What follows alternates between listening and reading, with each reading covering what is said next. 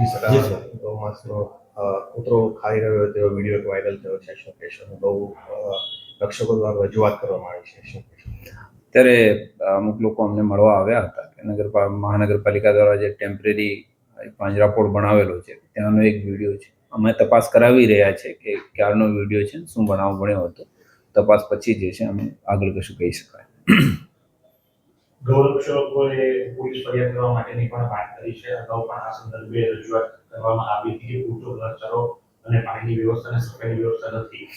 ત્યારબાદ ફરી પાછો આ વિડીયો પ્રકાશિત થયો છે. તે વિશે શું કહેશો? જી, અમે એવું છે કે ઇન્સિડન્ટ બન્યો છે, આની તપાસ કરાવીએ છીએ. આ જુદી વસ્તુ છે. તેમ છતાં લગભગ 200થી વધારે ગાયો અહીંયા રહે છે અને બધી ગાયોને પ્રોપર ફૂડ અને પાણી આપવામાં આવે છે ઓલરેડી. અમુક ગાયો એવું પણ હોય કે જે ગયા વખતે જે કોઈ ઇસ્યુ થયો હતો, બીમાર ગાયો જ જે બહાર એકદમ રોડ પર બેઠેલી હોય.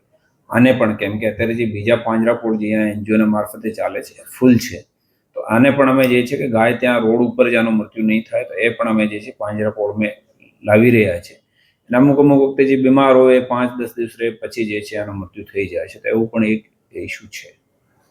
ટેમ્પરરી જે આપણે પાંજરાપોળ બનાવવાની જે તજવીજ હાથ ધરવામાં આવી હતી, છેલ્લા 4 વર્ષથી પેન્ડિંગમાં પડી છે. કારણ કે જગ્યા કાઢવામાં આવી હતી એ જગ્યા પર તો નથી થયું, પણ જે ગૌસેવકો અને જે વન્ય પ્રાણી પ્રેમીઓ છે એમને દ્વારા રજૂઆત કરવામાં આવી હતી. એ જગ્યા આજે પણ ખાલી છે અને ત્યાં ઇઝીલી થઈ શકે એમ છે.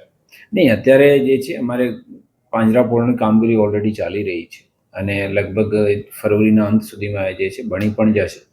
ત્યાં 1500થી વધારે ગાયોનો જે છે ત્યાં એક સાથે રહી શકે છે અને સાથે સાથે આનો વેટરનરીનો ખાવાનો પીવાનો પણ જે છે બધી સગવડ આપણે કરી રહ્યા છે. તો ટેમ્પરરીનો ઇસ્યુ જે છે ફક્ત 2 કે 3 મહિનાનો જ રહે, પછી આપણે પરમાનન્ટ પાંજરાપોળ આપણને મળી જશે.